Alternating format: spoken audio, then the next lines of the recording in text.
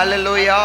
இந்த சகோதரி ஒவ்வொரு மாத பெதஸ்தாவிலும் கண்ணீரோடு வந்து பிள்ளைகளுக்காக, கணவனுக்காக, இவர்கள் சகோதரங்கள் என்று எல்லோருமே வந்து ஜெபித்து கடந்து போகிறவர்கள். அல்லேலூயா.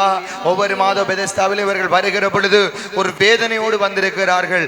3 மாதங்களாக வெளிநாட்டிலே வேலை செய்கிற கணவனுக்கு சம்பளம் இல்லை, குடும்பத்தை நடத்த முடியாத சிக்கல், மகனுடைய படிப்புக்குரிய பணங்கள் செலுத்த முடியாத நிலைமை, குடும்பத்தை அன்றாடம் கொண்டு போவதிலே சிக்கல், கண்ணீரோடு கைகளிலே வருமானம் இல்லாமல் வேதனையோடு இவர்கள் பெதஸ்தாவிலே இரவு ஜெபங்களிலே வந்து ஜெபித்து போயிருந்தார்கள். அல்லேலூயா.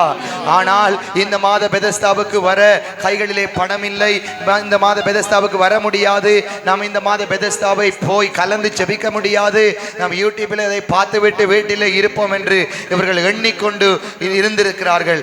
ஆனால் தேவன் சகோதரனுடைய வாஞ்சையையும் உள்ளத்தின் விருப்பத்தை அறிந்தவராய் நேற்றைய நாளிலே இவர்களே எதிர்பார்க்காமல் இவர்களுக்கு ஒருவர் தொலைபேசி வழியாக தொடர்பு கொண்டு இவர்களை நலம் விசாரித்து இலங்கை பெறுமதி 6 லட்சம் ரூபாயை இவர்களுக்கு சொந்தமாக, இவர்களுக்கு இலவசமாக வைத்துக் கொள்ளுங்கள் என்று கொடுக்கத்தக்கதாய் தேவன் கிருபை செய்திருக்கிறார்.